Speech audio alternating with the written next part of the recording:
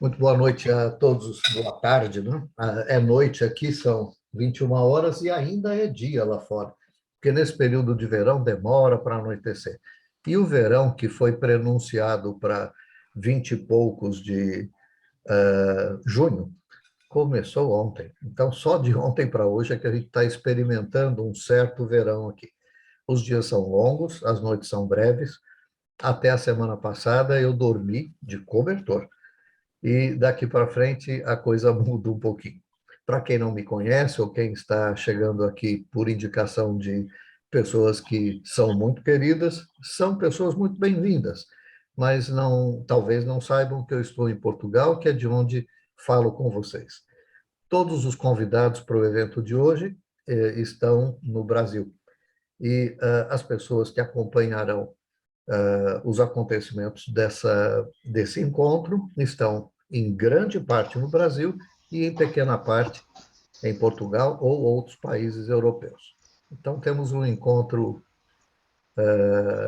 multinacional. Peço só mais um minutinho para dar tempo para que outras pessoas cheguem e, em seguida, vou apresentar os convidados. Uma vez mais, quero dar as boas-vindas a todos. Vou chamar de convidados os profissionais que eu, de fato, convidei para conduzirem essa conversa e vou chamar de participantes todos os demais que foram convidados pelos meus convidados a estarem aqui conosco hoje e usufruírem desse encontro. Isso é uma prosa, isso é uma conversa. Eu convoquei essa conversa e, para ela, já já eu vou falar sobre a ideia dessa conversa, convidei pessoas que são muito queridas para mim, pessoas que fizeram parte da minha trajetória profissional, pessoas que eu tenho em boa conta, todos são psicólogos, o único psiquiatra convidado, infelizmente, precisou declinar em razão de questões pessoais, mas, enfim, são pessoas significativas no campo da psicologia e no campo pessoal deste anfitrião. Muito obrigado por estar aqui conosco, Roberto Banaco. Quer dizer o Olá, seu boa boa noite. noite? Boa noite a todos. Saudade imensa dessa turma que fez parte de uma parte importante da minha vida. Muito bom estar revendo-os e trabalhando juntos novamente. Muito obrigado. Obrigado Bem-vindo, Roberto. pelos demais que estão aqui para assistir a gente. Muito obrigado. Obrigado, Roberto. Regina, querida, quer dizer o seu boa noite? Boa noite a todos. Beto Lima, muito agradecida pelo convite para esta prosa e agradeço a presença da audiência também. Muito bem, bem-vinda, querida. Cláudio Wagner. Beto, obrigado pelo convite. E um prazer estar revendo gente de épocas de Psicopuc, da Prainha, do Centro Acadêmico, tudo isso. Muito bom, muito bom. Obrigado. Sem dúvida alguma. Bem-vindo, Cláudio. Osmar, salve, meu grande. Salve, Beto, salve, amigos. Muito contente em estar aqui nessa união fraterna, né? Porque estamos aqui entre irmãos, praticamente. Isso me dá muita alegria. Eu sinto muita saudade de todos vocês. E muito feliz, muito contente por estar numa prosa, numa conversa e participando aqui do Beto Lima Experience, né? Sim. Pois muito é uma honra obrigado. para mim Boa que noite a seja todos assim. que estão nos assistindo também. É uma honra para mim, como vocês bem perceberam, que bom gosto eu tenho na escolha de convidados, não? Eita, vamos lá. Cris Marrei, que também esteve comigo aqui num jantar adorável, num dia significativo para mim. Oi. Quer dizer o seu boa noite? Boa noite, Alberto. Que honra, que alegria receber esse convite para esse encontro. Meus queridos amigos de trajeto de vida mesmo, né? Enfim, é uma alegria enorme estar aqui com vocês e com a nossa e com as pessoas que vieram participar aqui com a gente. Muito bem-vinda, Cris. Obrigado, Obrigada. querida. Marina Massi, queremos ouvi-la. Então, eu queria agradecer, boa noite a todos, boa tarde para quem está no Brasil. Eu queria agradecer muito o Beto, porque realmente a ideia é muito, muito interessante, né? É uma experiência para nós, acho que nesse momento, né, depois de pandemias, a gente poder se encontrar, e são pessoas tão importantes também para mim, na minha vida, né? Eu estou, assim, muito agradecida de estar aqui hoje e ter essa prosa com vocês. Então, e agradeço também a quem está nos ouvindo, né? Muito obrigado, Marina. Bem-vinda, querida. Rubens Voles. Bom, boa noite a todos. Bom, é um prazer estar com amigos tão queridos, né?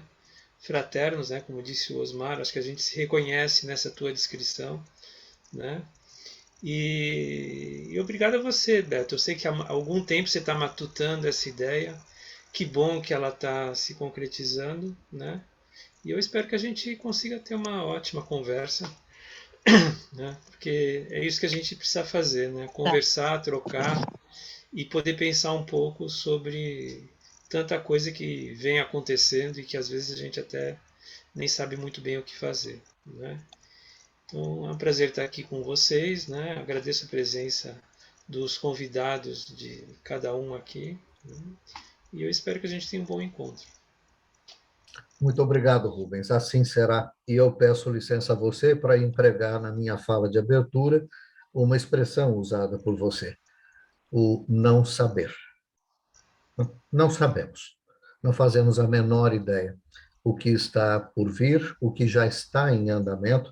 Estamos tomando acordo de uma série de fatos novos, acontecimentos novos, inusitados, não apenas em razão de uma pandemia que mal foi superada, embora talvez ela tenha sido o grande acontecimento dos últimos tempos, mas paralelamente a ela, em razão dela, independentemente dela, estamos testemunhando a eclosão de uma série de fenômenos, desde os climáticos até os políticos, os culturais.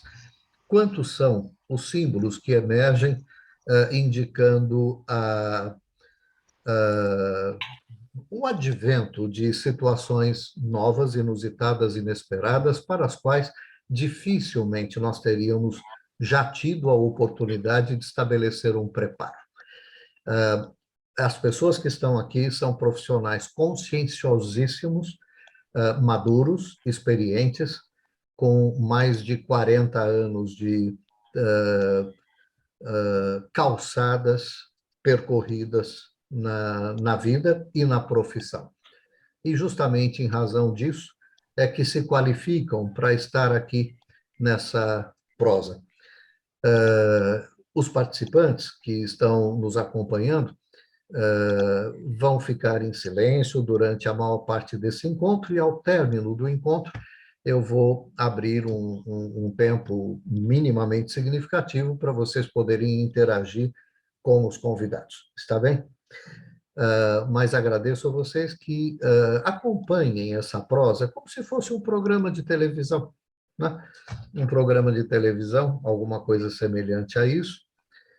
Não ensaiamos, não fizemos textos, não dei dicas e pistas e não especifiquei nada para os convidados, porque eu queria que a tonalidade dessa prosa fosse o imprevisto, o improviso, a partir dos bastidores da psicologia.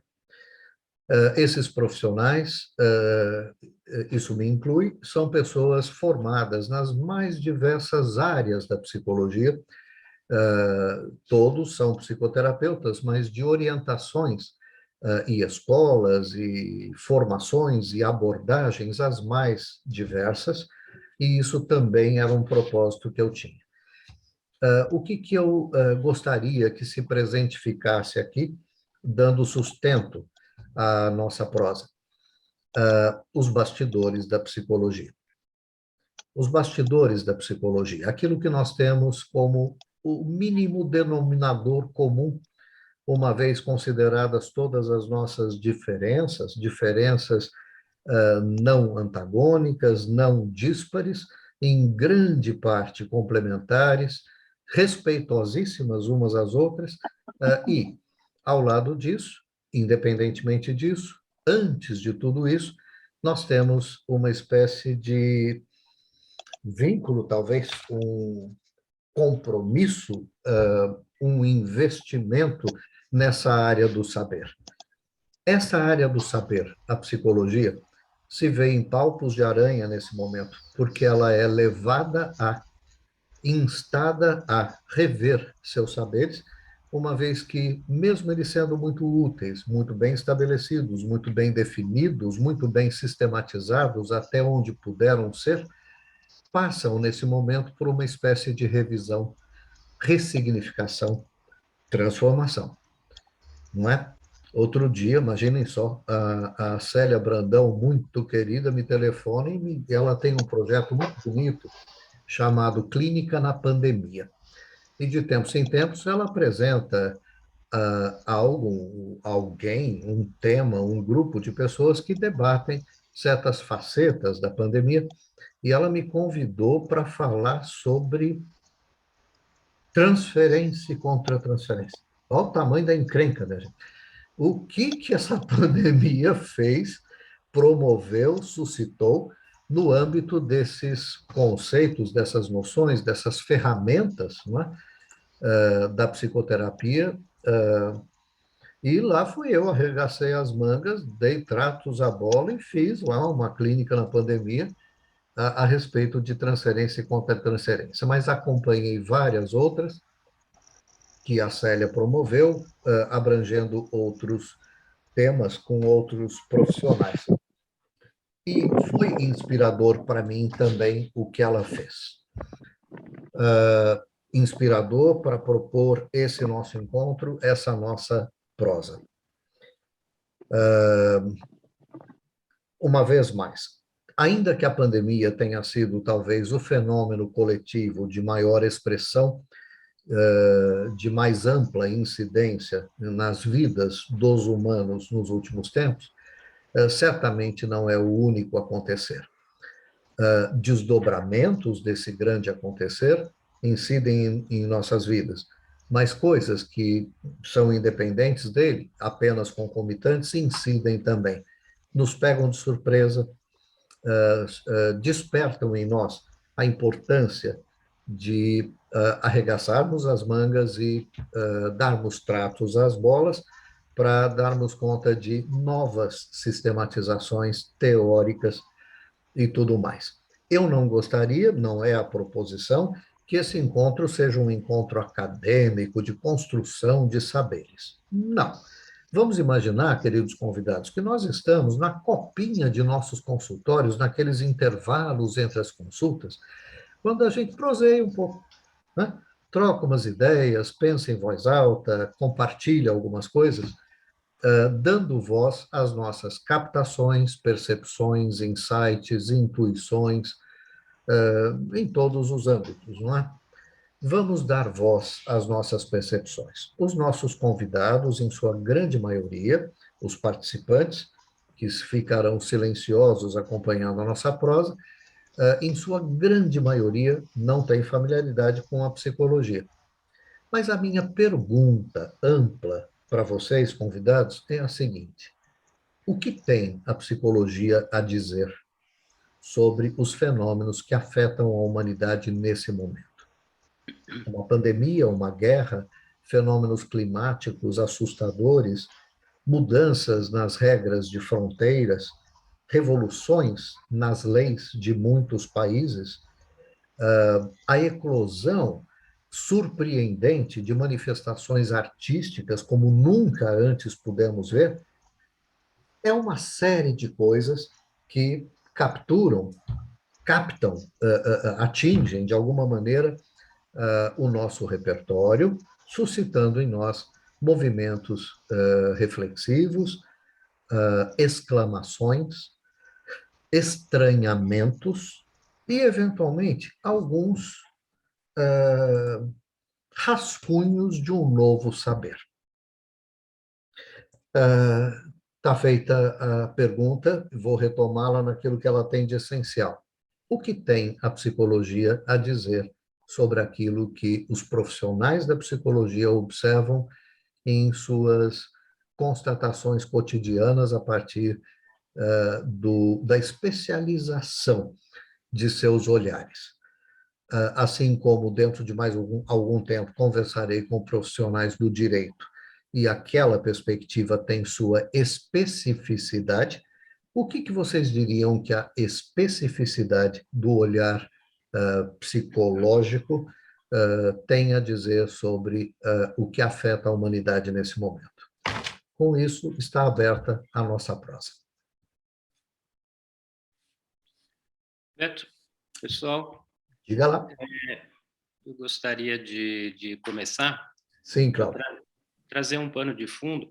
Primeiro dizer assim, né, que nós aqui que nos conhecemos há mais de 40 anos, né, de profissão, para o pessoal que não nos conhece, né, de saber que nós começamos a faculdade de psicologia com 5 anos, tá?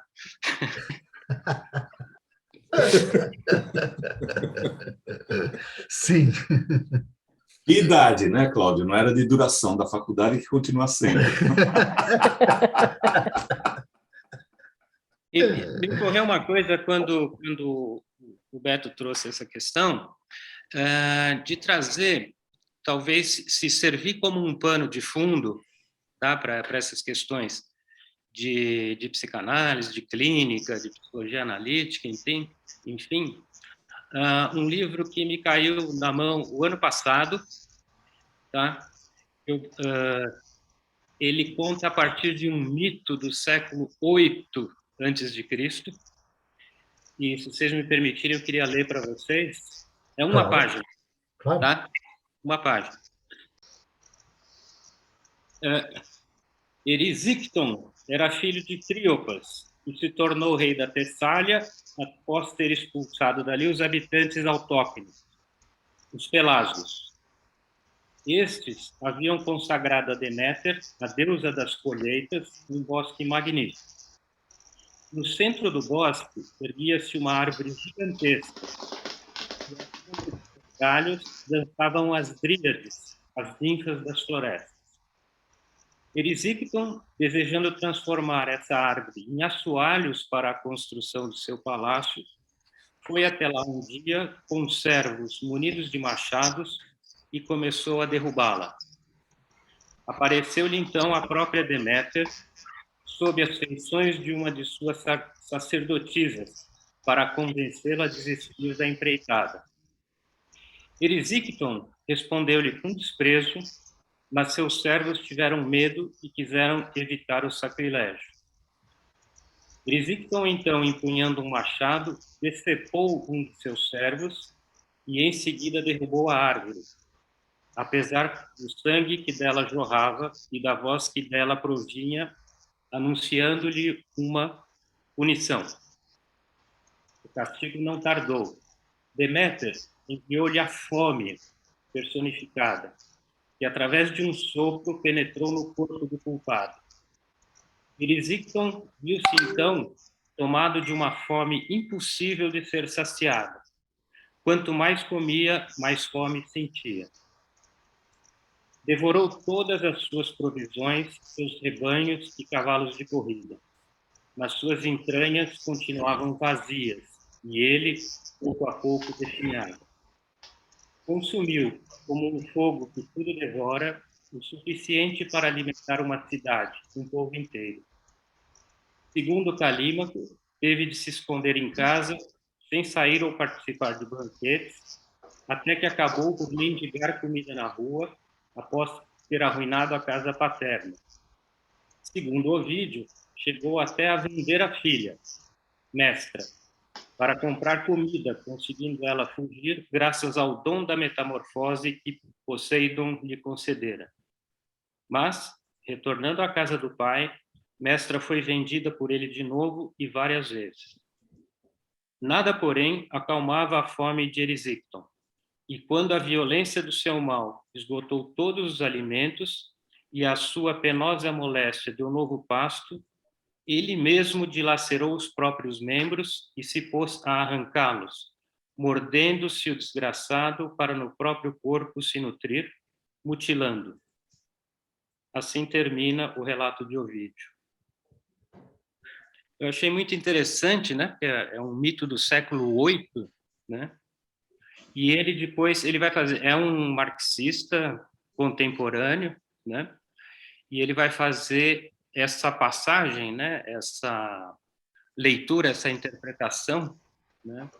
Do Erysichthon como o sistema que vai devorando, né? Toda essa coisa da destruição dessa nossa civilização ocidental, né? Que vai consumindo.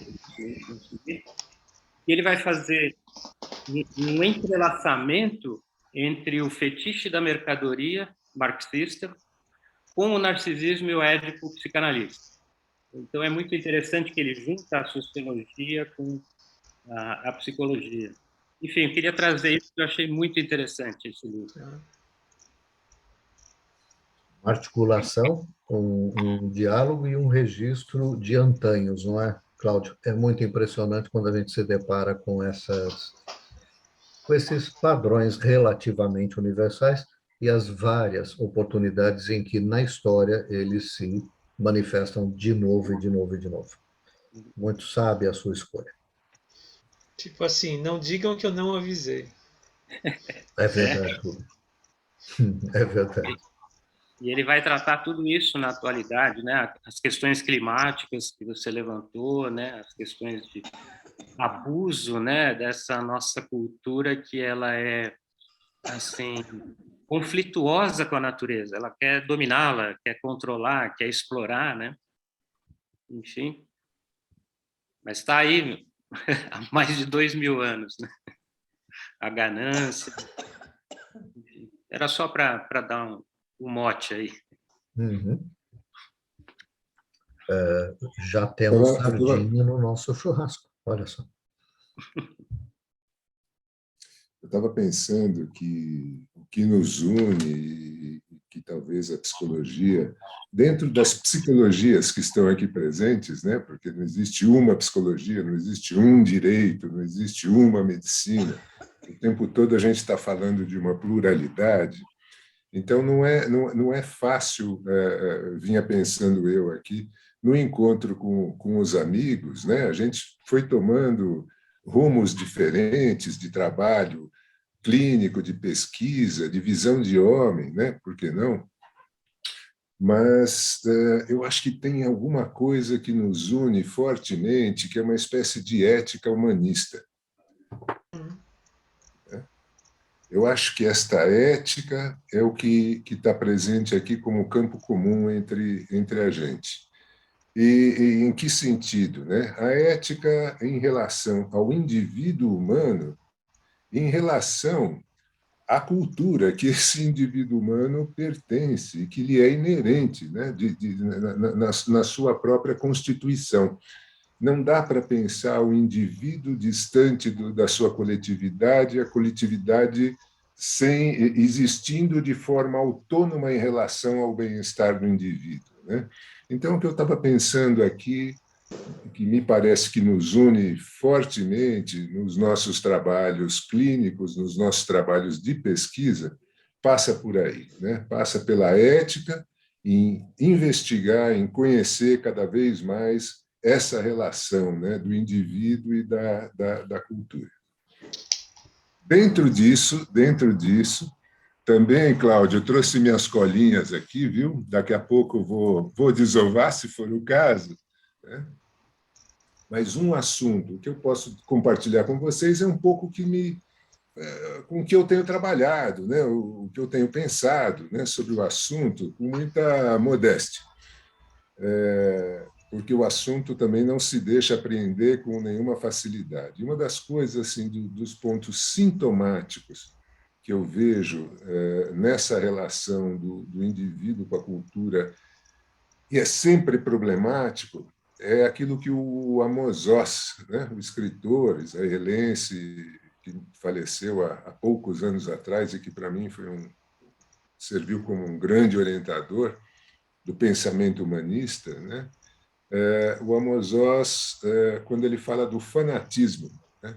É muito interessante quando ele diz que o fanatismo é muito mais velho que o Islã, é muito mais velho que o judaísmo, é parte, né, da nossa constituição humana em relação ao que nos é diferente, né?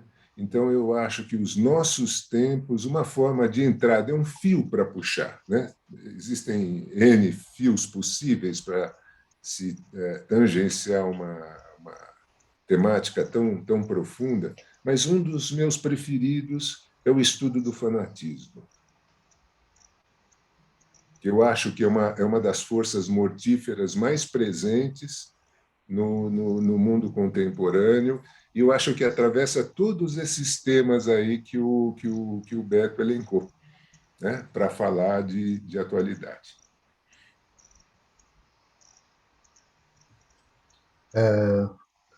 Adorei a corajosíssima afirmação. É muito provável que você esteja coberto de razão e, geralmente, você costuma ser coberto de coração também.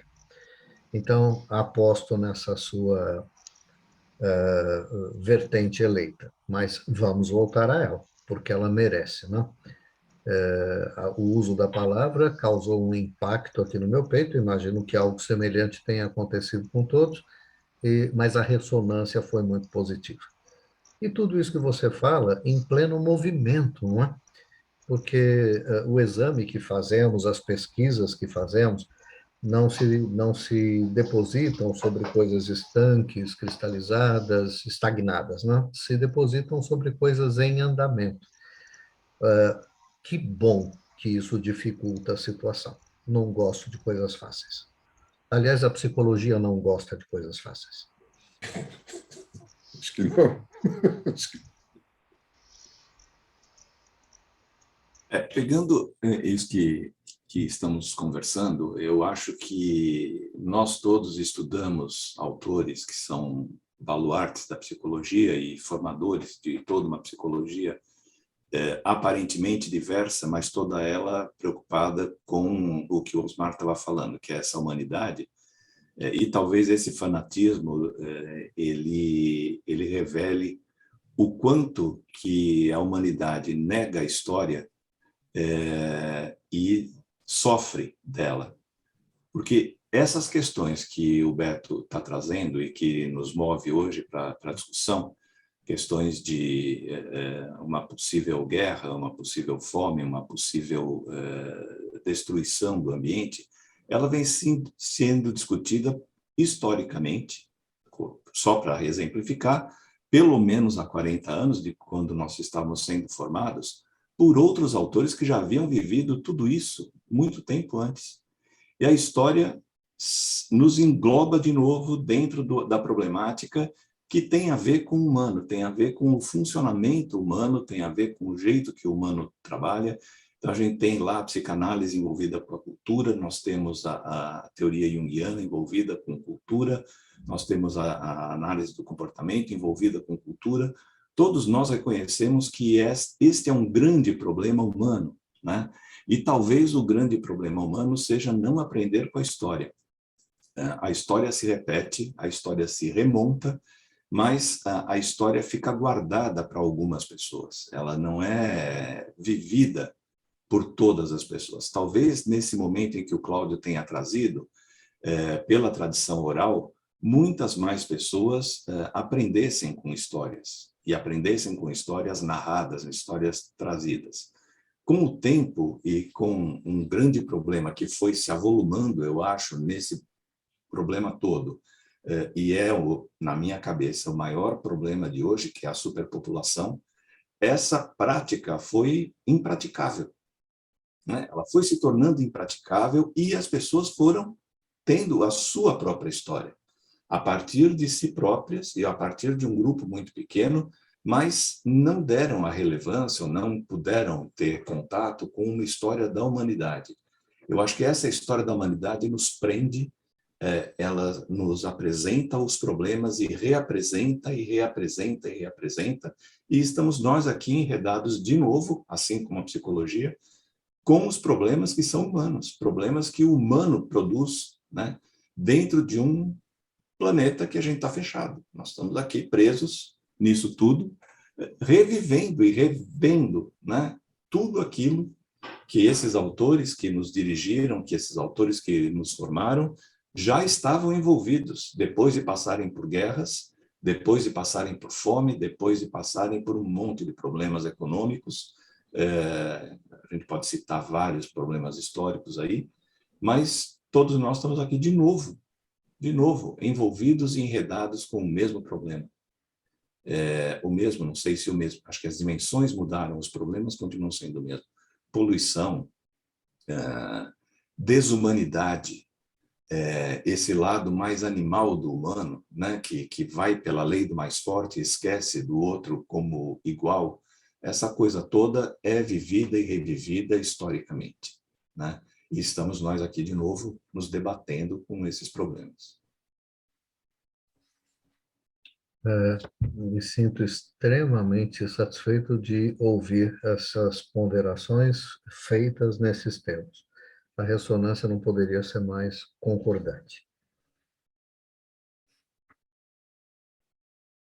Na clínica, eu enxergo um pedacinho da coisa que a gente depois vai percebendo em outras instâncias sociais.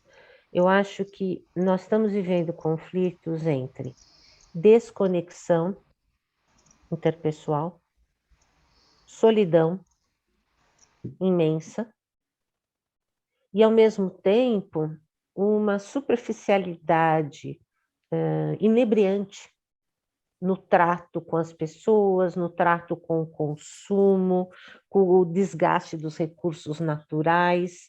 Então, se vai em busca de experiência, se vai em busca disso, daquilo, daquele outro, e aquela fome da narrativa que Cláudio nos trouxe, a fome permanece. Né? E a gente vai esgotando os recursos, aquela história, ele vende a própria filha muitas vezes, né? Ele tem um momento autofágico, quer dizer, vão acontecendo as coisas extremas e aquilo continua. E eu acho que nós somos uma sociedade, embora falar uma sociedade parece que é tudo igual, e não é, mas uma coisa que também não tem freio, que também vai se consumindo infinitamente, e eu vejo muito vazio, muito suicídio, muito comportamento de sofrimento no núcleo das famílias, né? E com repercussões sociais importantes. Né? Uso de substância, violência doméstica, violência de grupos maiores e muito pouco desenvolvimento de habilidades empáticas. O não entendimento da história, para mim, é também uma forma de déficit de empatia, no sentido que, para você aprender com a história, partindo de um conjunto de narrativas, você precisa se pôr na posição, em perspectiva, na posição do personagem, na posição do herói, do anti-herói, daquelas pessoas. Você tem que sentir um pouco o que eles sentem e aprender com isso. Né? E que poucos fazem isso. Né? As pessoas leem textos de 30 segundos e não entendem 15 dos 30. Então, acho que essa é uma das coisas que me pega muito no momento contemporâneo. Maravilha. Nesses comentários recentes, eu praticamente enxerguei um rombo no significado, no plano de alteridade. Um rombo, uma lacuna, algo a ser melhor pensado, com vagar e calma, mas, enfim, foi a imagem que veio para mim. Eu queria só eu concordo com tudo que as pessoas, né, os colegas estão dizendo, e só queria agregar um ponto que acabou me ocorrendo, a associação livre aqui, do que eu acho que a gente também está num momento em que não é só o que a psicologia pode contribuir, mas acho que a psicologia também tem um desafio no momento, né? Porque que eu diria que está relacionado, não sei se é o melhor termo, mas com uma ideia de responsabilidade social, né? Da ciência com responsabilidade social. Né? Eu acho que isso ficou muito claro nesse momento aí da pandemia.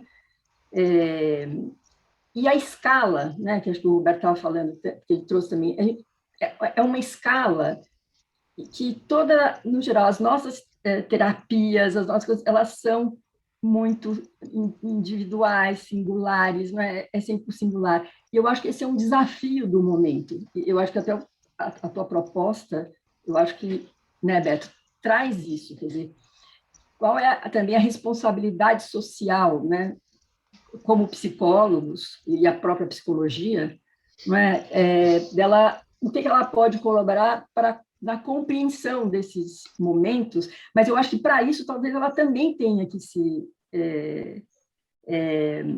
rever, num certo sentido, né? Porque acho que a gente veio de uma formação muito progressista da PUC, por exemplo, mas, de alguma forma, a gente também fica, muitas vezes, numa tendência a ficar fechado nos consultórios. Né? Então, acho que tem um pedido, uma demanda, né, muito grande. Aí não importa se é psicanálise, que outra linha, estou falando da psicologia como um todo. Né?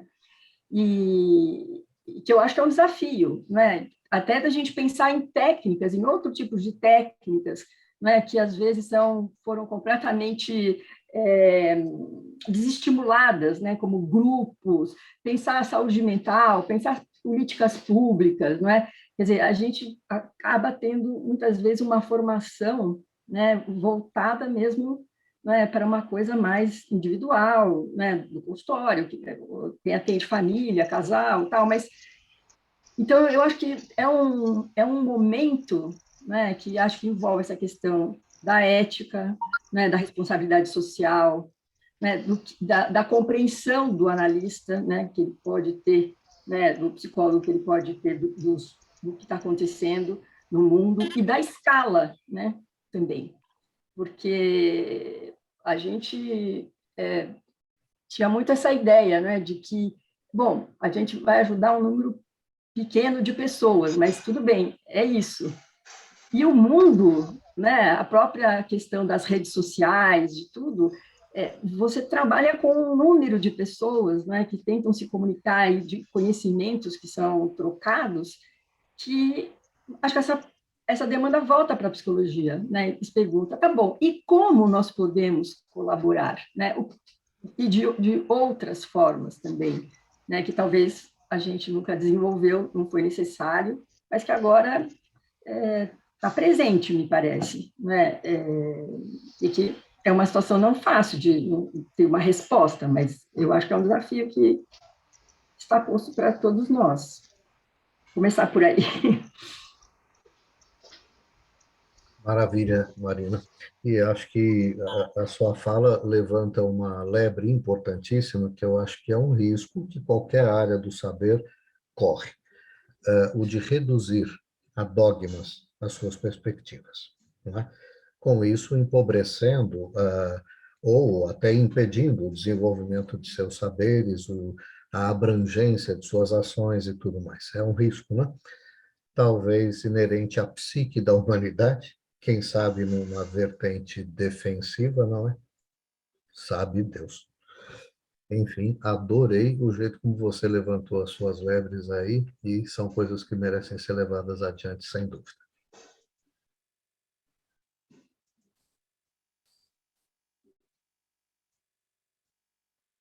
Então, quer falar, Cris?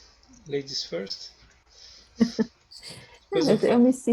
Eu me senti bastante contemplada pelas falas, né? O Cláudio trouxe um mito, né? E a gente estuda demais em psicologia analítica, porque os mitos, conforme dizem os analistas de grande saber, são acervos de respostas aguardando perguntas, né? Então, ali a gente encontra respostas para as grandes questões humanas que se repetem ao longo da história, né?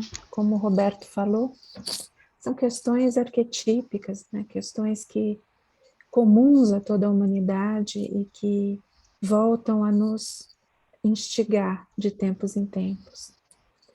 Mas o que eu pensei em contribuir para essa reflexão vem de um outro saber que eu gosto muito de beber nessa fonte, que é da filosofia, né?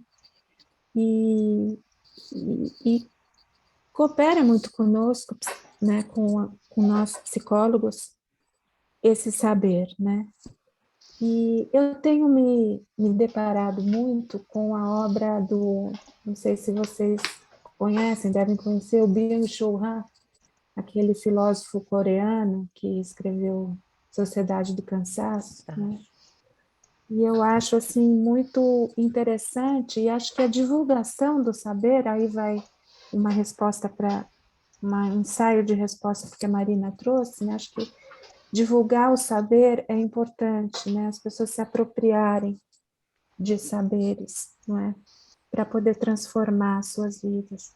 E acho que o que ele traz é uma coisa muito interessante, né? Ele vai trazer a ideia, né, de que na sociedade contemporânea, os indivíduos, nós estamos muito preocupados em apresentar resultados, né? Nós não precisamos mais de chefes, né? Nós somos os nossos próprios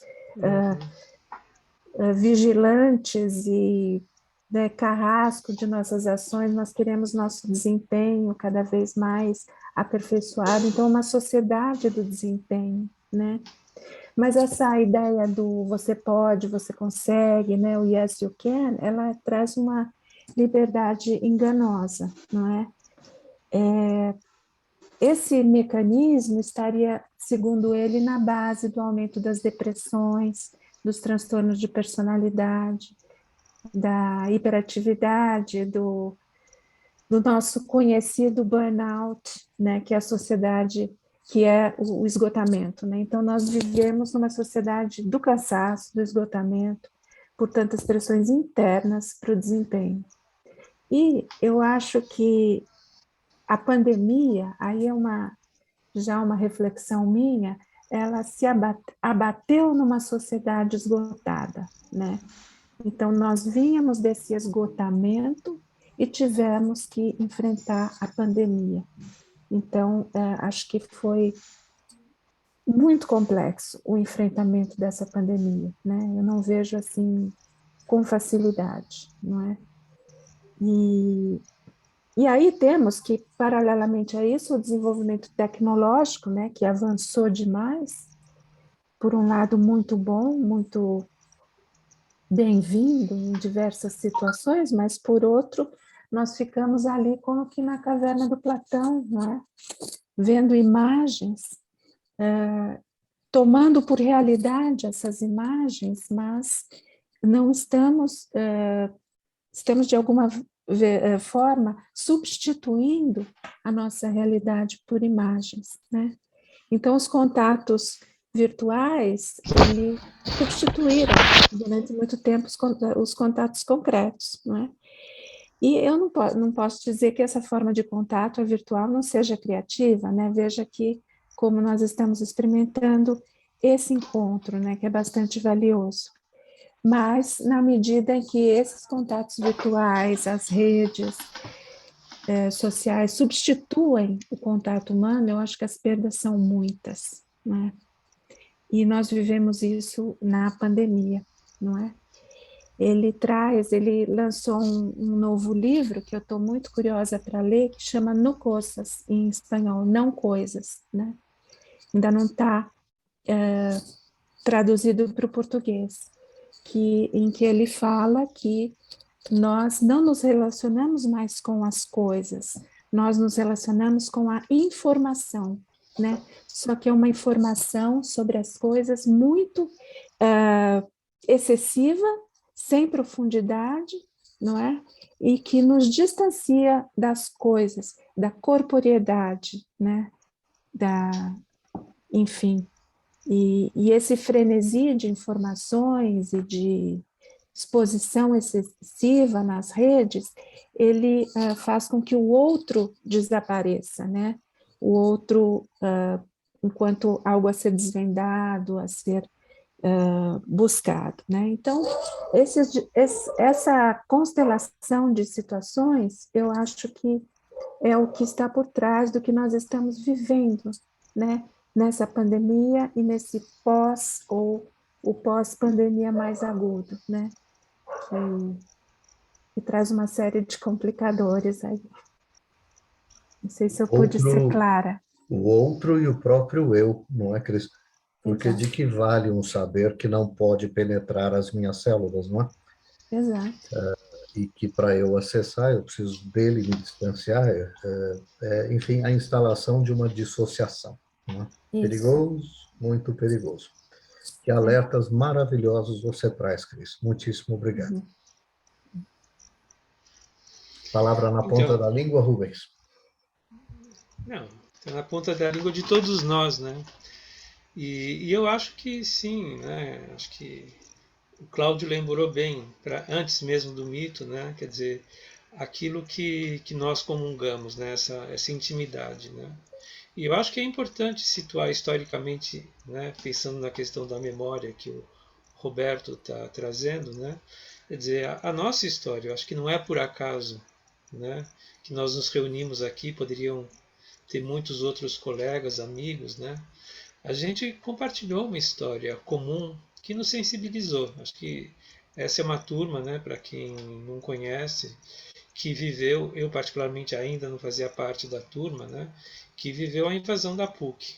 Ou seja, a questão da ditadura não era apenas uma teoria ou notícias de jornal, quando podia ser noticiado pelo jornal. Acho que foi uma experiência onde, inclusive, alguns de nós, né, alguns amigos, foram presos, né, foram vítimas diretas da violência, né?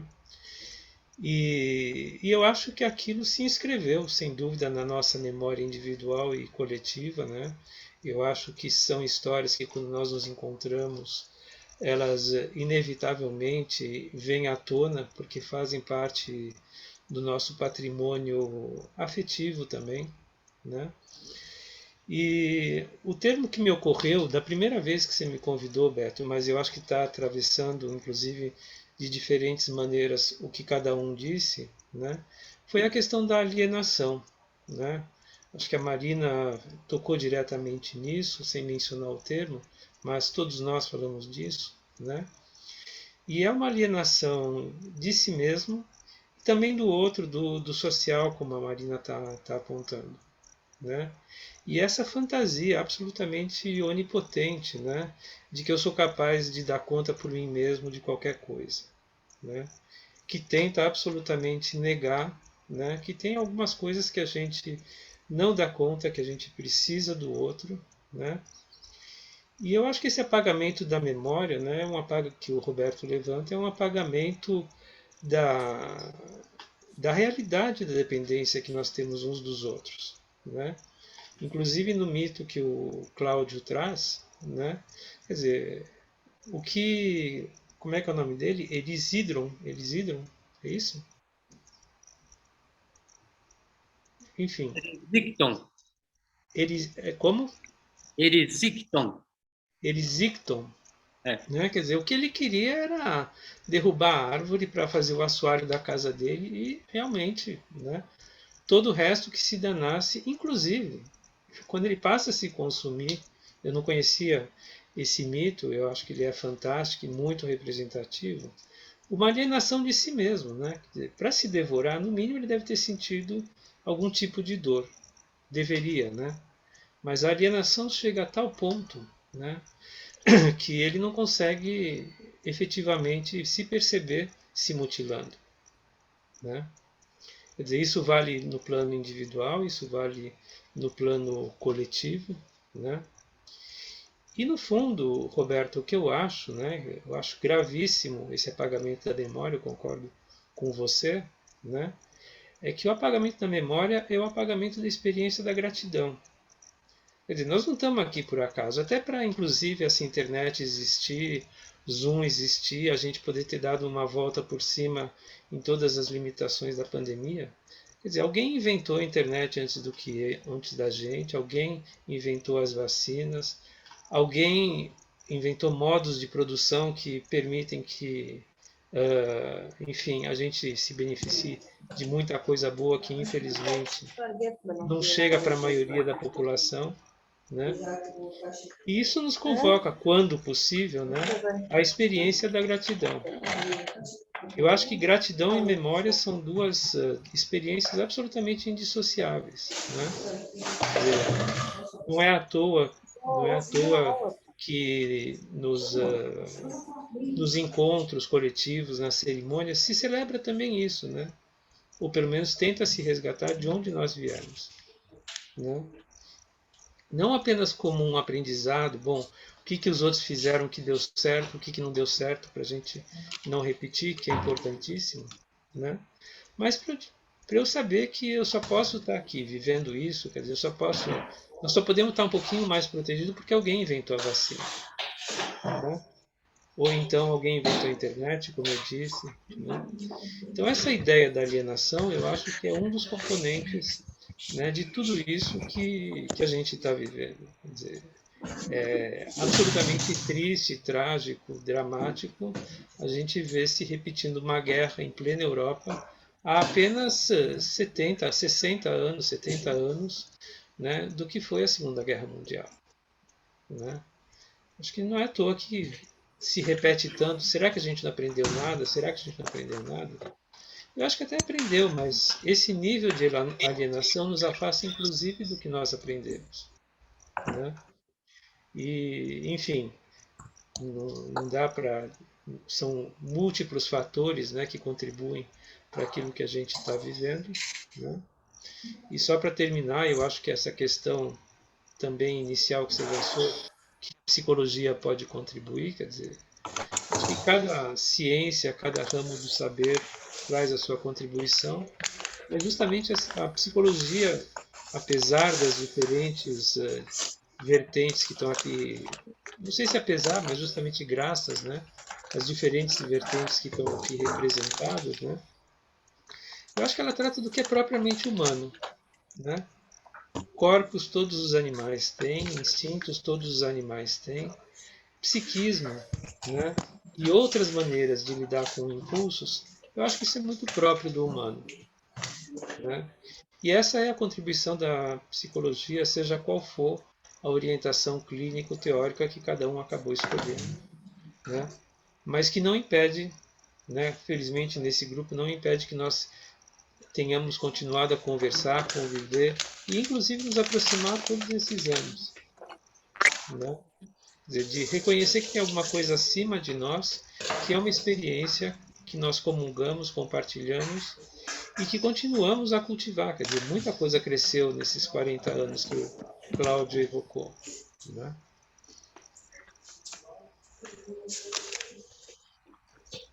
Eu estou felicíssimo aqui como anfitrião desse grupo, porque eu não imaginava que o meu despretensioso propósito fosse atingido, alcançado com tanta leveza e com tanta competência, né?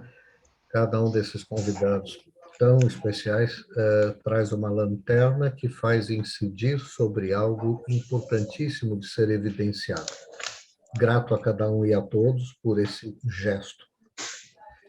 Uma pergunta que eu quero lançar... Beto, antes Oi, que você pergunte, por Pois favor, não, pois não. tem uma pessoa que esqueceu o som aberto e tem uma outra que está falando que está com dificuldade de nos ouvir porque a outra pessoa esqueceu o som aberto. Dá uma mutada nessa participante. Querida, eu percorri todos os nomes aqui em busca da participante. É a Ana Rodrigues que deixou aberto, com os sons da cozinha, provavelmente. Vou ativar o mudo.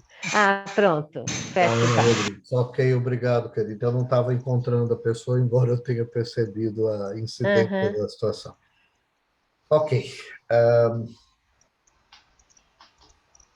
Pergunta despretensiosa, singela, mas que talvez também traga algumas lanternas apontando coisas, talvez num plano um pouquinho mais pessoal agora do que profissional. Qual o seu mais recente insight?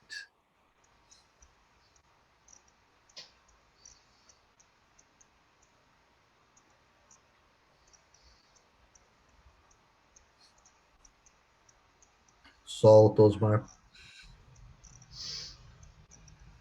Difícil não perguntar nada para você, né? É só isso mesmo? Você Só apenas, tão simplesmente isso. Tão casual. Sim. É tão simples. Eu posso dizer qual é o meu, né, mais recente insight? Quem sabe isso seja inspirador para os demais. O piano voltou à minha vida, depois de muito tempo em silêncio. Eu estou impressionado de ver como é possível restaurar os caminhos neurológicos associados às peças que eu um dia executei com a competência de um concertista, mas que ficaram enferrujadas ao longo de 40 anos. E agora, na tentativa de restaurar, isso me deixa muito impressionado. E é claro que essa percepção, esse insight, essa constatação, uma vez feita, não se aplica única e exclusivamente a isso. A fala do Roberto me fez lembrar esse detalhe.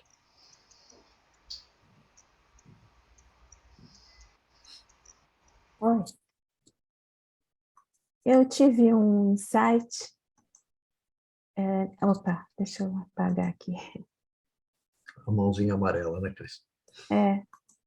Não sei como apaga. Deixa ela aí, não está atrapalhando. Ela não está atrapalhando nada. Tá bom. O insight não foi deste momento, mas foi deste momento aqui agora, eu digo, mas foi desse período todo. Eu lembro que quando alguns psicólogos começaram a ter o atendimento online, né, pelo antigo Skype, era muito criticado, né? O CRP não permitia, né? Uma série de...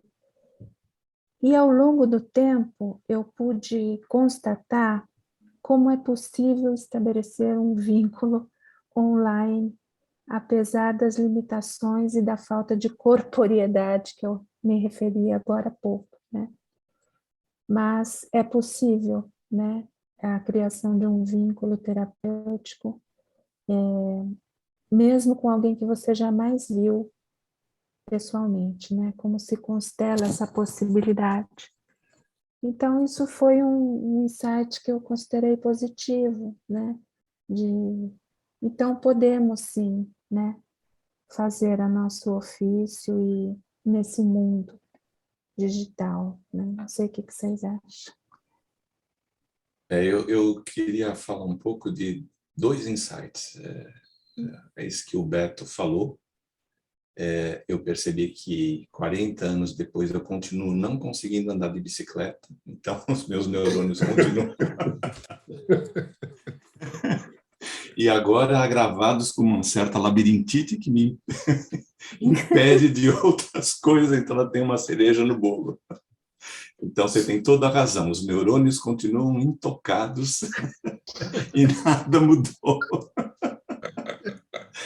Mas agora falando sobre o que a Cris está trazendo e sobre que os colegas também, os amigos trouxeram, eu estava aqui me dando conta já há algum tempo que a coisa da tecnologia e com a coisa de todo o desenvolvimento tecnológico que a humanidade desenvolveu, mas que não dá acesso a todos, né? É uma tecnologia para poucos, é uma tecnologia que poucas pessoas têm acesso, embora ela exista e aparentemente esteja por aí.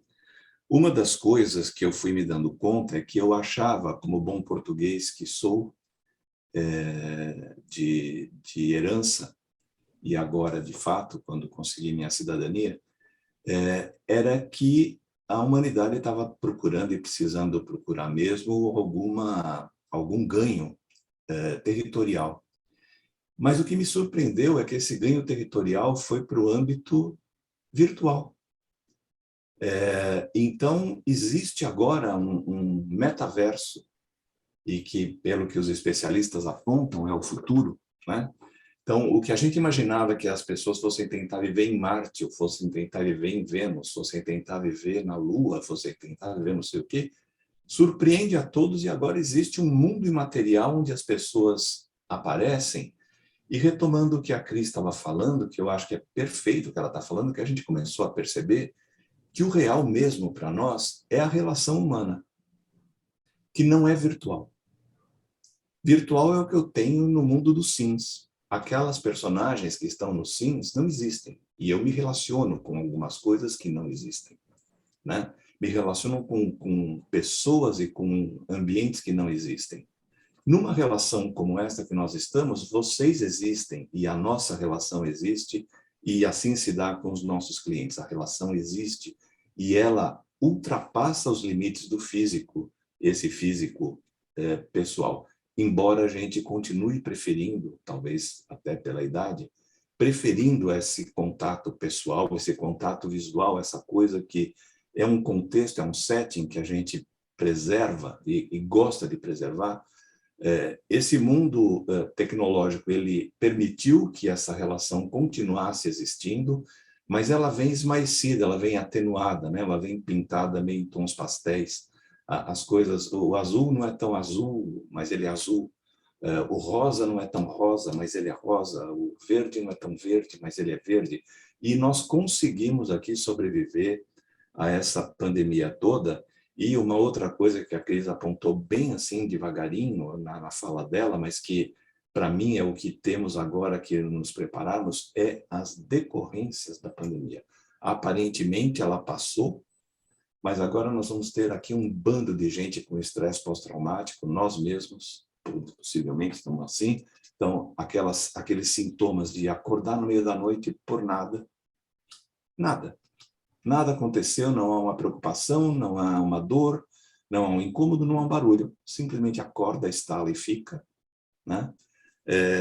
Uma desesperança global. As pessoas perderam o brilho da esperança, perderam o brilho de planos, sai o que sai, não sai o que não sai, e isso e outras 1000 coisas que vocês devem atestar e testemunhar, cai no nosso colo para que a gente possa usar. E aí a minha frase do meu Instagram, que eu roubei do Djavan: sabe lá o que é não ter e ter que ter para dar. É isso que nos é cobrado hoje, né? Mas nós somos humanos também. Eu falo isso aqui, até quase lágrimas vêm aos olhos, porque é uma dedicação ao humano que a gente tem, e que a gente precisa dar conta. Precisa dar conta disso de alguma maneira, e exatamente por isso que eu estava falando, que as outras pessoas muito mais brilhantes do que nós não conseguiram dar conta. E agora é a nossa vez de pegar o bastão e continuar a corrida para conseguir dar conta desta nova situação tão doida, tão maluca, tão inesperada, tão surpreendente, né? Que é essa que eu estou falando, todas estas, né? Essa relação humana que continua, ainda bem, né? E que a gente teve condições de mantê-las, e ainda bem, e esta alienação que é você ir para um mundo que, se não existe, ele é experienciado, mas em que eu não preciso me corresponder com o humano. Eu me correspondo com qualquer outra coisa que não existe. É alguma outra coisa que foi também inventada, e eu posso inventar o meu mundo, eu posso criar o meu mundo, eu posso comprar um terreno, eu posso construir uma casa que não existe.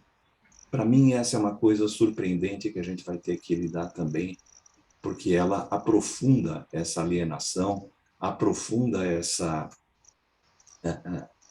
solidão, né?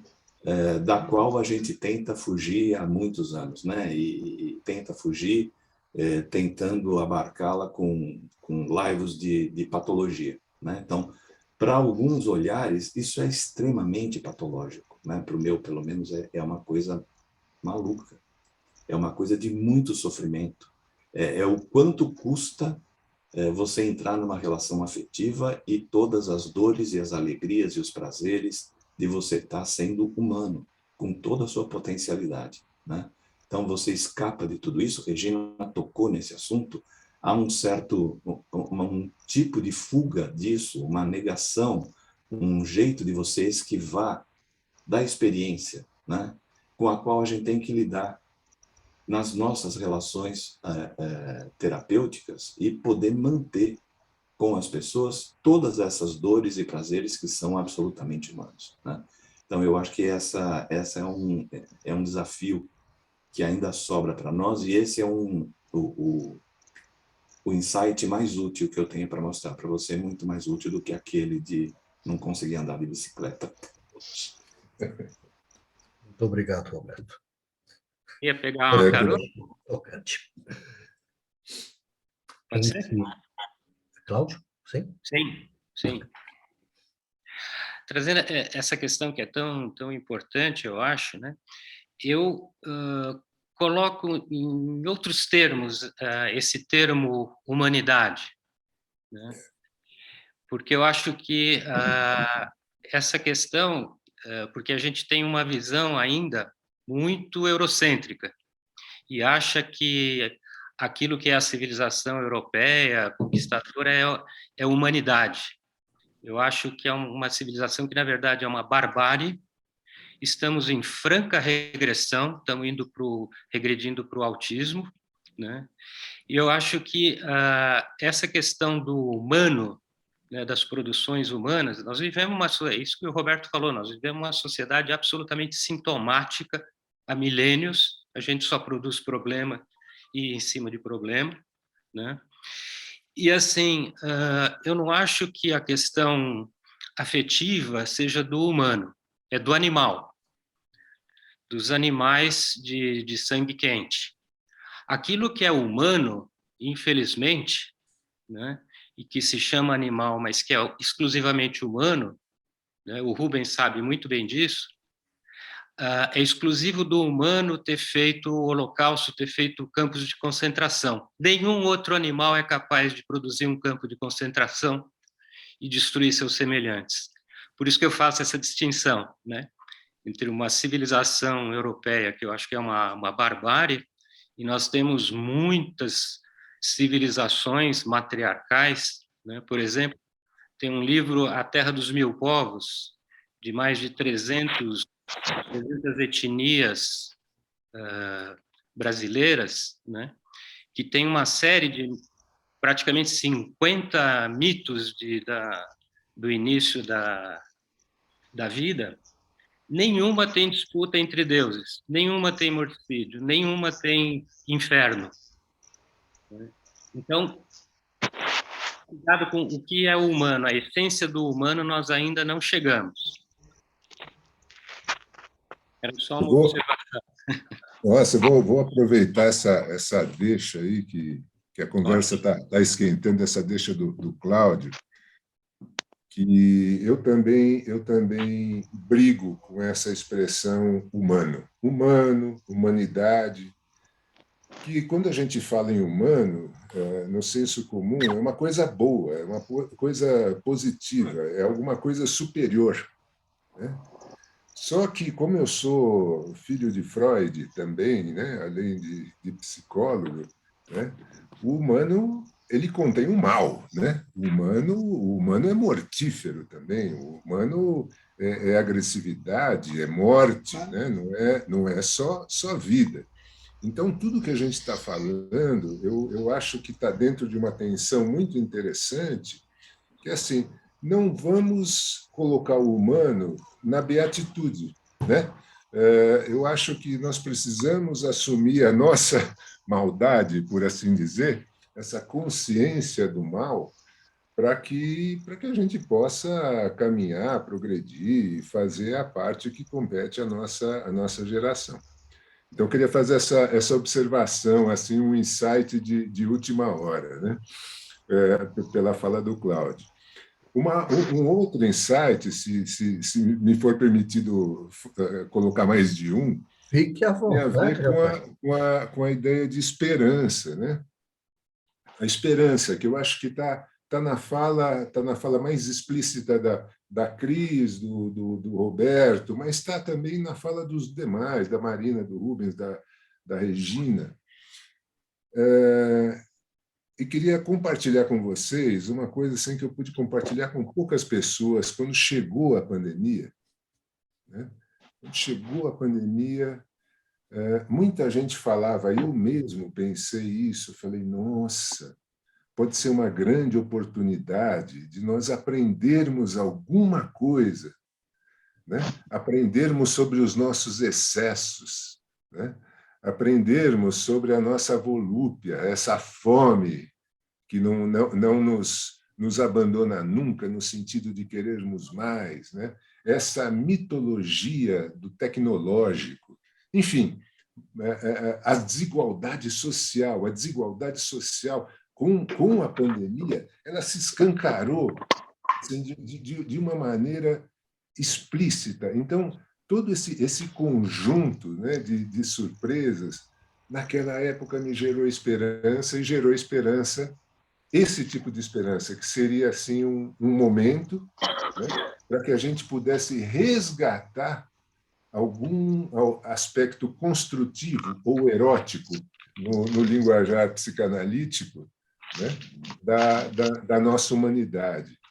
Qual não é a nossa surpresa, né, quando, com o tempo, parece que piora, parece que tudo piorou, né? O pior do humano veio à tona, né? E principalmente, acho que em muitos lugares do mundo, e no nosso país em particular, né?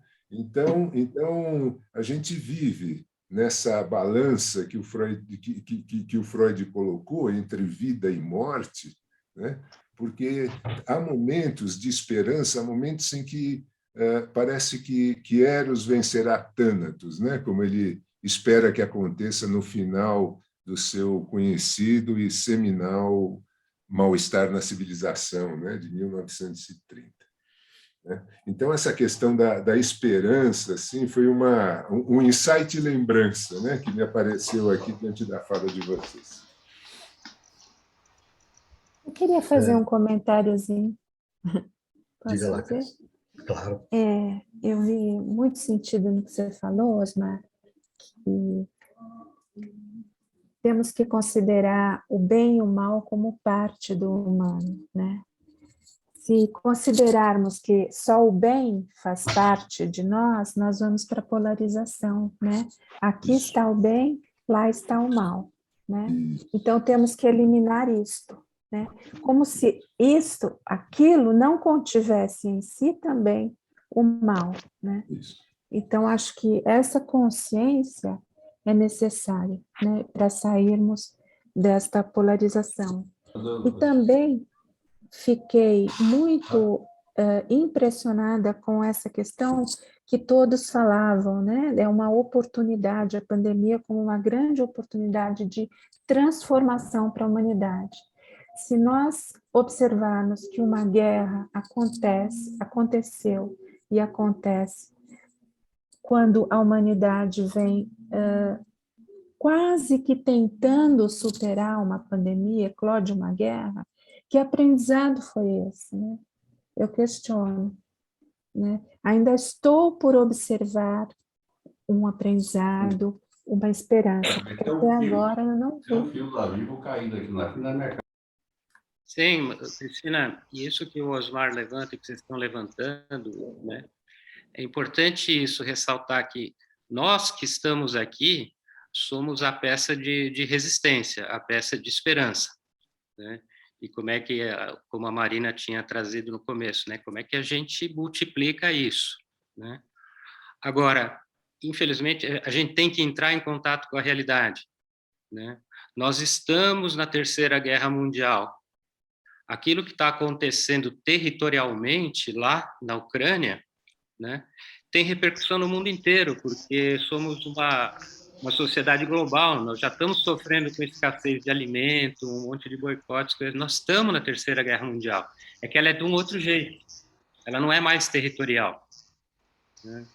Então a gente tem que entender, aceitar essa realidade, para a partir daí ver o que a gente consegue alterar, contribuir.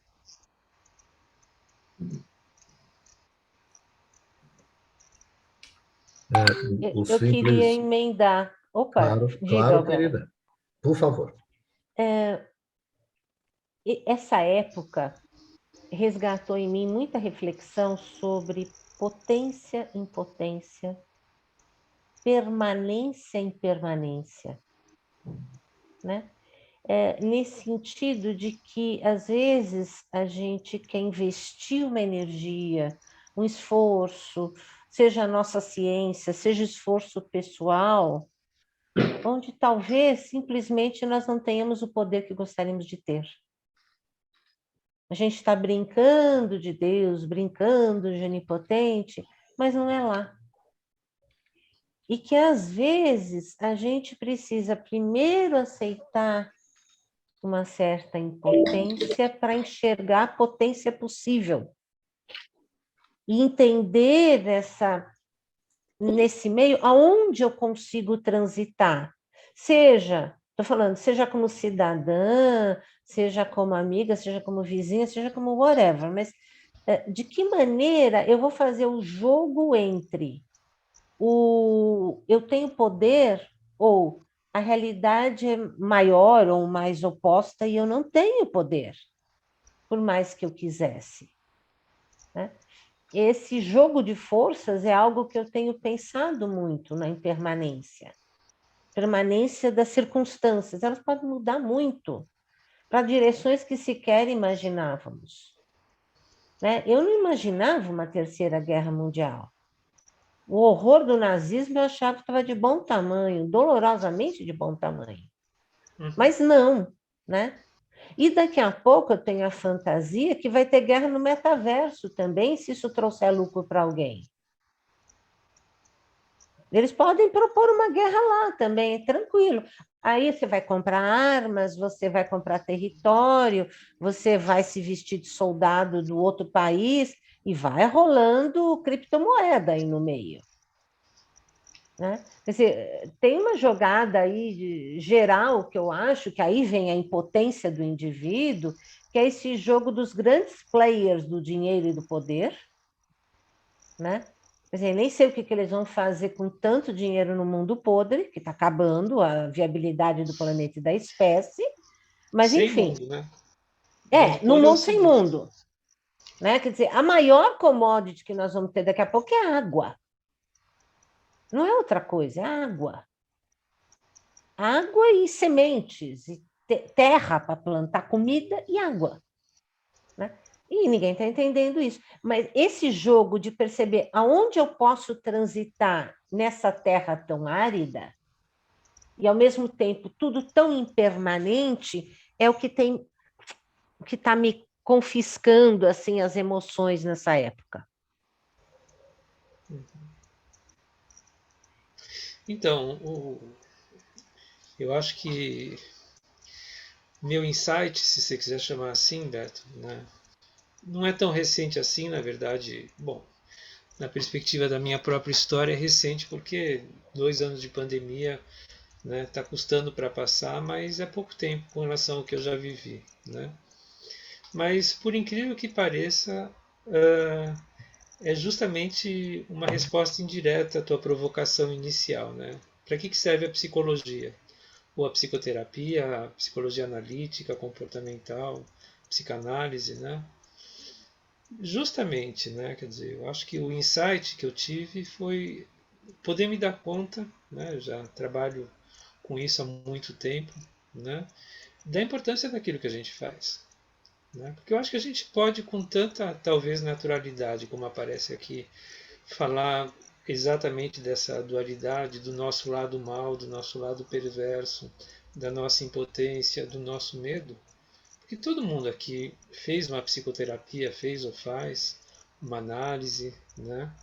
Quer dizer, e não foi fácil entrar em contato, né, com esses nossos aspectos humanos, né? Como o Wagner insiste, eu concordo com ele, com o Osmar, que não são só bonitinhos e, né, cheios de esperança. A gente também traz a desesperança, o medo, né, dentro de nós. E eu acho que é graças, sim, aos nossos processos psicoterapêuticos, aos nossos psicoterapeutas, analistas, aos nossos colegas, né, amigos, que a gente pôde né? Falar, olha, tudo bem, né? Não sou uma Brastemp, mas eu posso fazer alguma coisa com isso, né? E eu senti muito isso. Acho que, apesar da mudança para análise online, né? Quer dizer, eu de repente realmente me senti mais significativo e importante para os meus pacientes. Justamente porque, por meio da análise, eles, né, puderam colocar para fora exatamente aquilo que todo mundo estava sentindo, mas nem todo mundo reconhecia ou entrava em contato. E principalmente, eles não estavam sozinhos nessa experiência, né? Então eu digo que essa tua provocação, né, é que indiretamente o que cada um aqui está dizendo nessa segunda rodada que você está fazendo responde a tua pergunta: para que serve a psicologia? Principalmente para entrar em contato com partes, né, daquilo que cada um experimenta e perceber que não está sozinho, ou não precisa estar sozinho. E isso faz um link com o que eu dizia antes a respeito da alienação, né? Quer dizer, é óbvio que sozinho é mais difícil, mas justamente, né, essa ideia do funcionamento autóctono, né, que tudo depende de mim e eu sou capaz de tudo, né, me impede de ter contato com essa dependência inevitável e inerente, né, uns dos outros. Eu estou maravilhado com o que está acontecendo e acho que isso tem muito a ver com a especificidade do olhar da psicologia em todas as suas formas de organização, sistematização, etc. Olhar e ver. Isso não é uma disposição muito presente em várias áreas do saber. Isso é muito presente na psicologia. Ressoar e nomear o que ressoou. Captar e dar voz. O compromisso de não negar. Enfim, coisas que vão um pouquinho por aí, numa linguagem simples, simplória, né? Mas são pingos de colírio no olhar da consciência. Hoje esse colírio circulou aqui de um jeito belíssimo. Falas muito sábias, muito simples, muito singelas, muito humildes e muito pertinentes, alertando a todos nós, alertando, trazendo palavras-chave, trazendo informação, trazendo alertas, pistas na direção de possíveis investigações, enfim, que coisa linda que vocês estão fazendo aqui hoje. Eu vou interromper, queridos, o meu fluxo de questões e, como vocês percebem, eu formulei praticamente apenas duas e olha só o que rendeu. Temos ainda meia horinha e nessa meia horinha eu gostaria que os participantes tivessem a chance de interagir com os convidados. Então, queridos participantes, vocês estiveram em silêncio até esse momento, mas ouviram uma série de coisas da maior relevância. Gostariam de manifestar seus pensamentos, suas reflexões, indagar, questionar, interagir com os convidados de alguma maneira? É só levantar aquela mãozinha amarela que eu saberei que você quer dizer alguma coisa.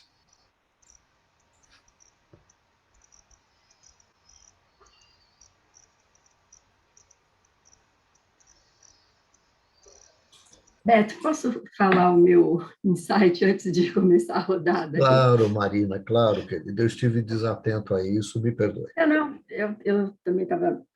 Então, eu acho que, para mim, a experiência, né, da pandemia, mas a experiência enfim, desse governo, né, a experiência da guerra, enfim, da natureza, né, todas as questões climáticas. A Cris falou uma coisa lá atrás que é essa ideia do esgotamento, né, um jeito de se relacionar que é de extrativista, você suga tudo, né, e não dá nada, né, não repõe. Então, a própria ideia agora de você poder pensar em reflorestar, em você cuidar, né, é nova, né, porque é sempre de sugar, de tirar, né, e descartar e jogar fora, né.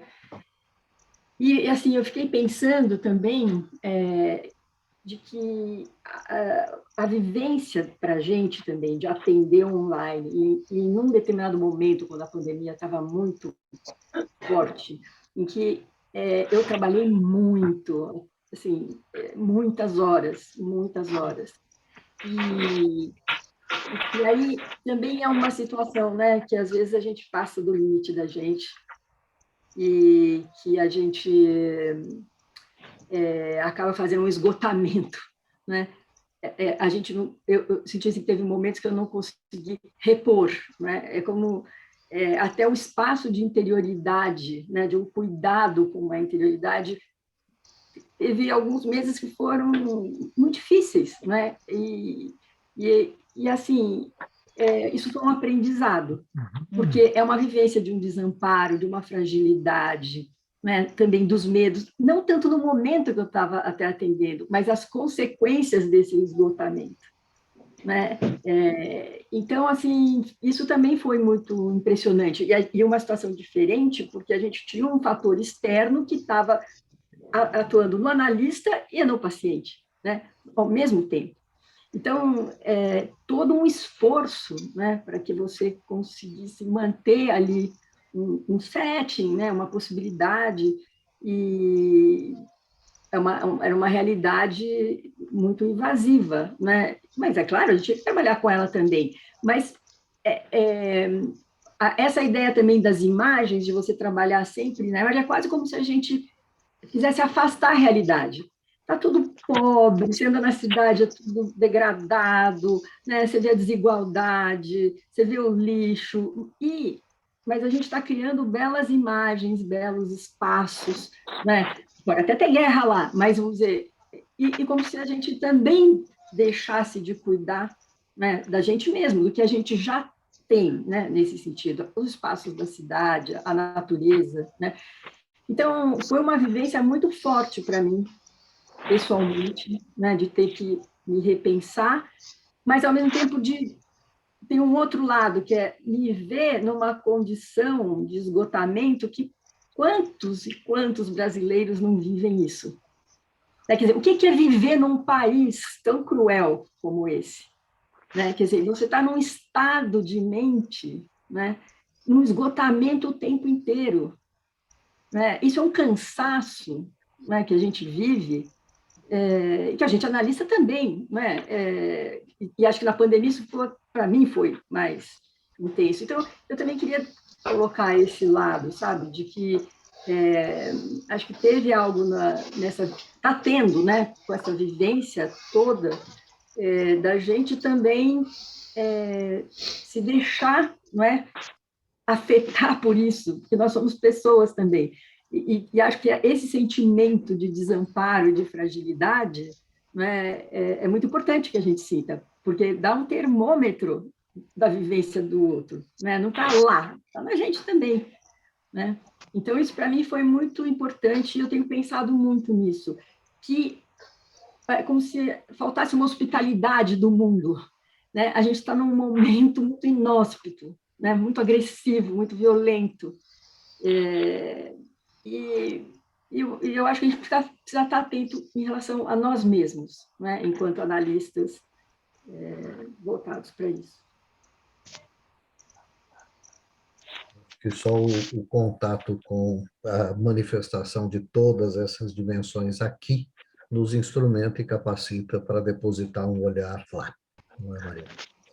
Marina, e devo dizer a você o seguinte, você acaba de redigir uma página que eu achava que era a minha autobiografia. A minha autobiografia virou uma heterobiografia, vai ter uma nota de rodapé e você como autora, tá bem? Mas, enfim, é impressionante como você, ao dizer o que disse, deu voz a uma vivência que tem respaldo aqui. Imagino que eu não tenha sido o único. Não é, Cris? Está muito bem, Osmar também está sinalizando que sim. Enfim, Regina também. Queridos, vamos seguir para uma próxima etapa? Luiz Marrei, estou vendo uma mãozinha amarela erguida aí. Sua fala é bem-vinda, sua indagação, sua reflexão.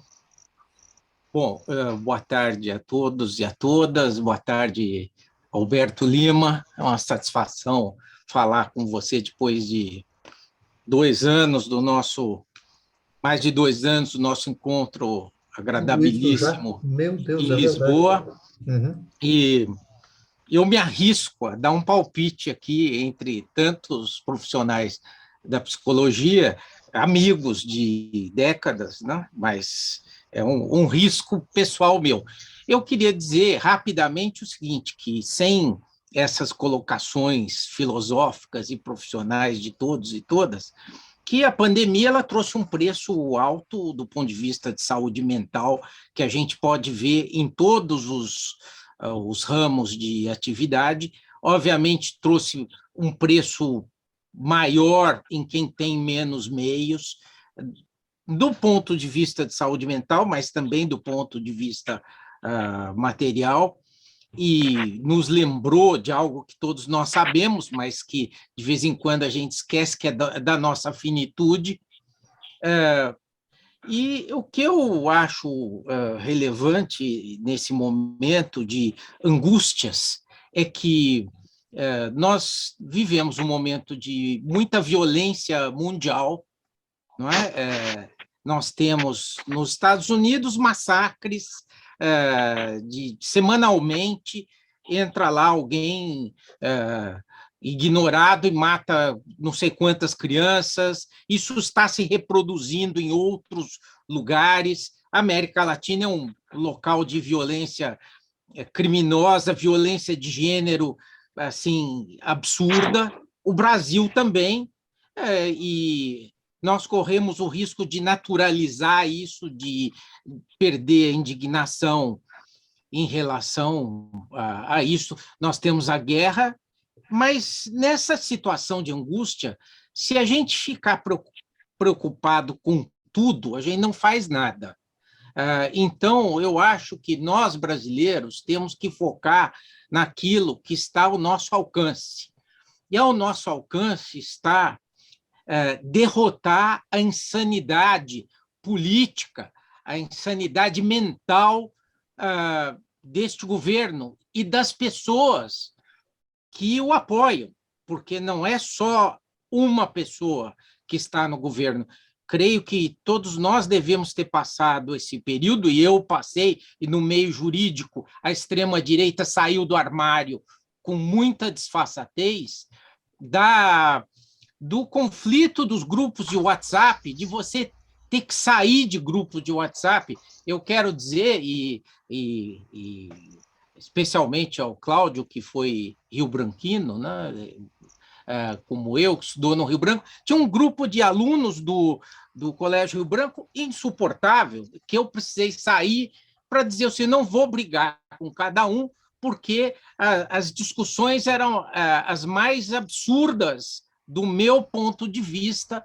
Enfim, então, nós temos um monte de angústias vendo a violência na Ucrânia, a Terceira Guerra Mundial, nos Estados Unidos, na América Latina, mas acho que nós temos uma tarefa que é factível, que é derrotar essa insanidade. Isso está à nossa vista, no nosso poder, e isto ajudará a desempestear o resto, porque se você tem um grupo de gente com voz que prega violência institucional, pessoal, de gênero, de orientação sexual, tudo isso contamina tudo, né?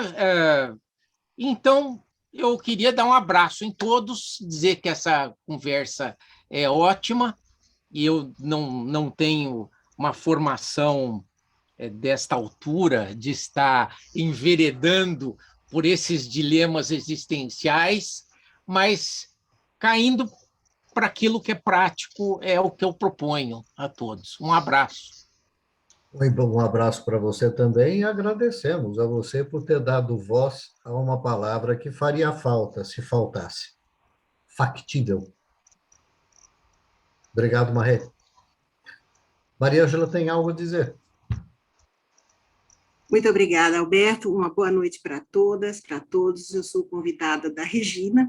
Eu não sou da área de vocês, e eu queria trazer na verdade, uma preocupação minha, que é com, eu vou chamar de ideia de realidade, tá? Eu não tenho um linguajar técnico, mas é a preocupação com o que é um conceito de realidade. Por que isso? Porque com os avanços tecnológicos que estão acontecendo, e de forma muito rápida e irrefreável, é crescente o número de oportunidades, de engenhocas à disposição de todas as pessoas. Mas eu sinto que deveria haver, em função da natureza como nós operamos, como nós somos, de que deveria levar um certo tempo para as pessoas se adaptarem, né? Mas elas estão se apoderando de todas essas novidades de uma forma muito rápida.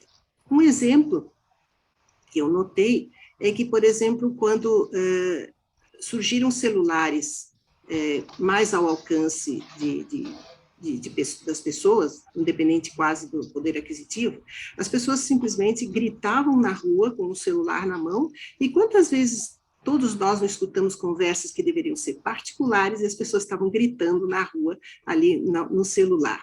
Então, a minha preocupação é assim, como será que vocês vão atacar o problema da percepção do que é realidade ou não, palpável ou não, física ou não, em função das nossas sensações, das nossas reações corporais, e como isso daí vocês veem que vai afetar a apreensão, a revelação do indivíduo como indivíduo no meio desse mar, onde ele está se metendo e muitas vezes se afogando. Não sei se eu fui muito claro, eu agradeço de qualquer forma. Muitíssimo obrigado, e ao fazer o seu comentário, você renova, reaviva algumas das coisas que foram trazidas aqui hoje, em especial aquelas que tocavam fronteiras, não é? Maria Ângela, fronteiras entre isso e aquilo, mais um detalhe a ser levado em conta em qualquer esforço reflexivo que se faça. Obrigado. Mais alguém gostaria de interagir com os convidados? A Dani. Dani, fique à vontade, querida. Olá, boa noite a todos. Boa noite, Alberto. Obrigada pelo convite. Obrigada pelas falas, que foram super, assim, ressoaram bastante aqui. E eu queria trazer, assim, uma reflexão para ouvir de vocês, o que vocês acham. A primeira é a partir da observação que eu estou tendo da quantidade de pessoas, por conta, enfim, são duas coisas, assim.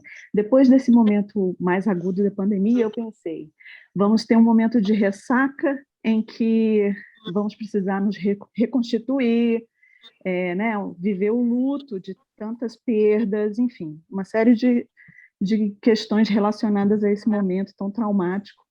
E, no entanto, por um lado, o que eu percebi foi uma rebordosa assim, de necessidade de explosão, né? Eu moro no Rio de Janeiro, o carnaval aqui foi uma coisa muito grande para o que eu imaginei. Eu falei, nossa, as pessoas estão com essa disposição para carnaval, incrível, né? Mesmo ainda sem ter certeza de qual seria o futuro próximo.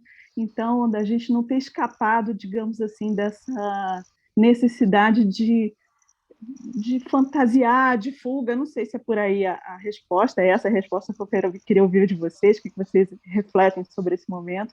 E, por outro lado, uma outra coisa também muito impressionante, porque eu tenho falado bastante com as pessoas, eu vim de uma mudança, então tenho reencontrado pessoas que eu não via há muito tempo, e falando, enfim, das questões vividas, das dificuldades, de como isso está sendo difícil de reconstituir. Todas elas, sem exceção, perguntaram, mas você não está medicada? Você não está tomando remédio? Todas as pessoas que eu estou falando estão sendo medicadas, gente, com ansiolítico, com remédios, enfim, cannabis, diversas coisas, assim. Mas é impressionante como está sendo necessário, está sendo prescrito medicamento para poder conter a situação como ela está, e eu queria ouvir a opinião de vocês a respeito disso, de como os psicólogos estão se posicionando, né? É isso mesmo, ou também a gente não está dando conta dessa dor e está fugindo dela. Eu queria ouvir de vocês a percepção dessas duas visões aqui, desse microcosmo aqui me pareceu depois da pandemia. Obrigada, boa noite. Obrigado, Dani. Obrigado. Queridos, fiquem à vontade. Quem tem algo a dizer a Dani em resposta à indagação dela? Eu teria. Diga lá. Eu digo, Dani, que a tua pergunta contém a tua resposta, né? Você se referiu a mecanismos de fuga da dor, seja o frenesi do carnaval em condições até insalubres, possivelmente, e no momento financeiro, que às vezes as pessoas nem dariam conta, e por outro lado se aglomerando e bebendo muito, seja fazendo uso indiscriminado de medicações, né? Porque se uma sociedade, né, a gente precisa de tantos mecanismos para se ver livre da dor, a grande pergunta é: que sociedade é essa que produz tanta dor? Então, o olhar da gente, eu acho que vai ter que se voltar para um entendimento das contingências socioculturais mais amplas, né? E de quem se beneficia com a manutenção desse jogo, né? E quem não se beneficiaria, né? Uma empresa, por exemplo, que está colocando seus funcionários para trabalhar 4 vezes por semana e está bastando, ela vai numa direção diferente daquela que tira o sangue do sujeito o mais que puder e o mais horas ainda. Então, eu acho que isso que você falou desses mecanismos, a gente vai ter que olhar para a construção social do mundo, para contingências que vão além da vida do indivíduo, mas que influenciam de maneira indelével a cada um, porém que elas são de uma natureza, a meu ver, mais ampla. Muitíssimo Posso pegar obrigado. uma carona aí com a Regina? Pois não? Diga. É o Cláudio. Pois não, Cláudio. Então, Dani, isso que a Regina está trazendo, todo esse contexto macro, né? Eu vejo assim, né? Social, ideológico, político, tudo isso, né? É importantíssimo. É aí que tem que se mexer, porque numa enorme medida, né? A nossa estrutura de personalidade, ela é moldada pela ideologia desde que a gente nasce, às vezes até antes da gente nascer, a gente já tem nome, já tem escola onde vai estudar, já tem religião, já tem time de futebol, né? A gente chega e já tem um formato todo. Então, concordo aí com a Regina, e dizer assim, do ponto de vista puramente individual, essa experiência que você está trazendo, eu vejo assim, você pega um bicho e enjaula ele, né? Você sabe que no zoológico a comida dos animais tem doping, eles são dopados para ficarem mais mansos, né? Agora, depois de 2 anos, né, que ele está ali naquela jaula, você abre a porta, ele sai enlouquecido e vai para o carnaval.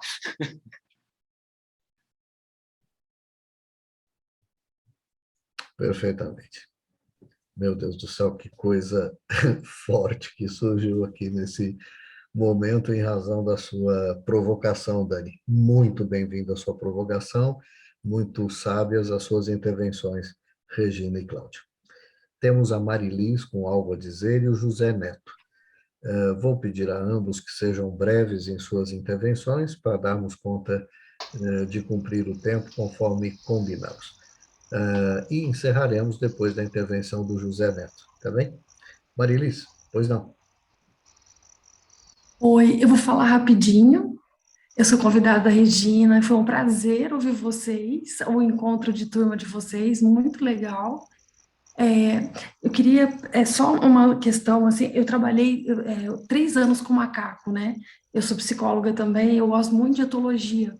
E uma coisa que eu sempre fico intrigada, assim, pensando, essa questão do homem, e aí eu fiquei, enquanto vocês falavam, eu fiquei pensando, assim, eu acho que a gente vive uma oposição entre o gene da nossa espécie e a cultura. o tempo todo eu acho que vive uma briga entre isso, né? E eu me lembro sempre de um filme, o Calígula, que foi imperador romano, né? Onde ele vivia a luta, essa luta entre, naquela época, né, do Império Romano, de suprir os desejos que eram praticados e a cultura. Então, a minha dúvida é sobre a opinião de vocês, assim, será possível que o homem possa suprir, por exemplo, essa oposição entre a sede de poder, o prazer e, ao mesmo tempo, a ética e o altruísmo, que é o que, por exemplo, vocês trouxeram muito, que a psicologia tem esse papel, né? Será possível que a psicologia consiga trazer isso para o homem, né? Porque que vive imerso ao mesmo tempo nos desejos e nisso que a etologia estuda muito, que são os genes da espécie, né? Que são os prazeres imediatos, a busca pelo poder. Não sei, é uma dúvida nesse aspecto. Da maior Obrigada. relevância, Marilis, da maior relevância. Vamos ver quem tem algo a lhe dizer. Acho que era nisso que eu não negava o lado humano, mas falava de humanidade. A humanidade é mais do que humano. A humanidade é criada culturalmente para que o humano possa ter uma convivência melhor entre si. O ser humano é muito frágil e ele vive bem em grupo. A humanidade ajuda você a viver em grupo e tem como decorrência dessa vivência em grupo uma proteção maior para si próprio, biologicamente falando. Então, a cultura, esse aculturamento e essa criação do altruísmo, essa coisa toda, ela é suprabiológica. Ela é uma coisa que vai sendo desenvolvida por conta da própria relação humana e das consequências que ela vai adquirindo por estar vivendo em grupo, né? Você diminui a competição interna com isso, e com isso você vivencia uma proteção maior. Muitíssimo obrigado, Roberto. Imagino que a Marilis tenha ficado muito contente com essa fala. Sim, obrigada, ótimo. Obrigado, Roberto. Ok. José Neto, o que você traz para nós? Olá, boa noite a todos. Olá, Alberto. Foi um prazer em revê-lo. Prazer em vê-lo também. Satisfação em ter participado dessa reunião e ter aprendido tanto. A minha pergunta objetiva é, resgatando aqui as considerações que o Dr. Osmar Lobson trouxe como a ideia de uma nova ética como caminho para uma melhora frente a esses acontecimentos que vão surgindo. Frente a isto, a minha pergunta seria se o caminho da espiritualidade poderia ser o fundamento para a criação desta nova ética. E eu estou colocando espiritualidade aqui dentro do meu universo semântico como não religiosidade, não como fé em uma instituição religiosa, mas espiritualidade como um cuidado, um zelo pelos princípios que envolvem a vida no todo. A vida da pessoa, a vida do seu semelhante, a vida de toda a natureza, essa consonância subjetiva, objetiva, esse cuidado do interno que reflete no externo. E se essa nova ética não passa por esse ganho de consciência do humano, dessa responsabilidade com o todo, que permite com que cada um melhore tanto consigo mesmo, tanto quanto com o outro, priorizando e mudando os valores, por exemplo, não se dedicando somente para gerar um bem-estar, mas preocupando-se primeiramente com o bem-ser, lidar primeiramente com o seu ser, com o outro ser, e gerar junto com toda a dinâmica um ter que não divida um ser e nem adoeça consequentemente como desdobramento disso tudo. Então, a espiritualidade como um caminho possível para essa nova ética. Será se é possível? Esta é a minha pergunta. Grato. Muito bem, José. fiquei com a impressão de que, de alguma maneira, estava destinada ao Osmar a sua indagação. Osmar, o que você tem a dizer? Eu estava me lembrando aqui de uma das definições mais felizes que eu conheci sobre ética. É assim, ética enquanto uma identificação com quem sofre. Então eu acho que essa é uma resposta bastante abrangente, pelo menos, José, para mim, é a resposta possível dentro do que você está colocando, né?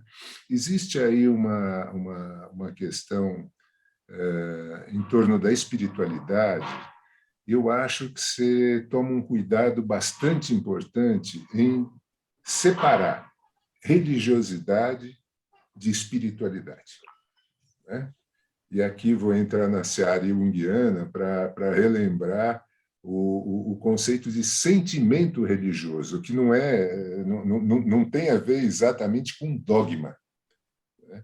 Então, eu acho que essa é uma confusão bastante deletéria na nossa formação cultural, inclusive na educação, né? Que traz muito de religioso no sentido negativo do termo, tá? A religião, a educação, no caso do Brasil, desde os jesuítas, por exemplo, ela está totalmente eivada de um tipo de transmissão dogmática.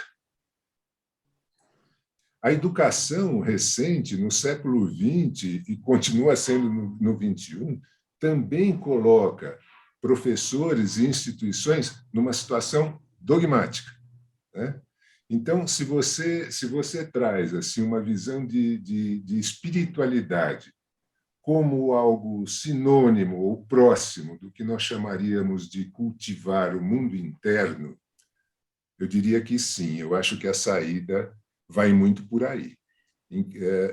No seguinte aspecto, dentro do que nós chamamos de espiritual, né, com esta definição bem racionalista, diga-se de passagem, do que vem a ser essa experiência de interioridade, eu acho que a gente teria aí uma certa defesa contra esse uso da psicologia das massas em torno de domínio, poder, né? Colocar todo mundo pensando igual, todo mundo com pensamento uniforme. Então, assim, eu vou aproveitar, roubar um pouquinho o teu termo para colocar a minha visão de ética, né? Mais como identificação com quem sofre do que com qualquer posição dogmática. Posso aproveitar, assim, só respondendo um pouquinho à questão do Marrei, que me deixou muito instigado. Querido amigo Marrei, um grande abraço, saudoso. É o seguinte, acho que é tangível. Acho que a gente tem que pensar no tangível. Estou totalmente de acordo com você. E, nesse sentido, todas as forças que a gente tem devem se dirigir contra a barbárie, né? A barbárie que está institucionalizada no Brasil desde a fundação da República, para não ir mais para trás, poderíamos ir tranquilamente mais para trás na história do Brasil, mas a nossa República é uma república de exclusão. E o que nós vivemos hoje parece assim que é o final dos tempos, né? Chegamos a isso, né?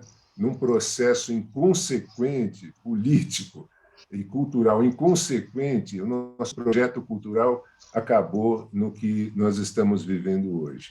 Então, não só estou de acordo com você que devemos trabalhar no tangível para tirar do cenário político figuras mitológicas,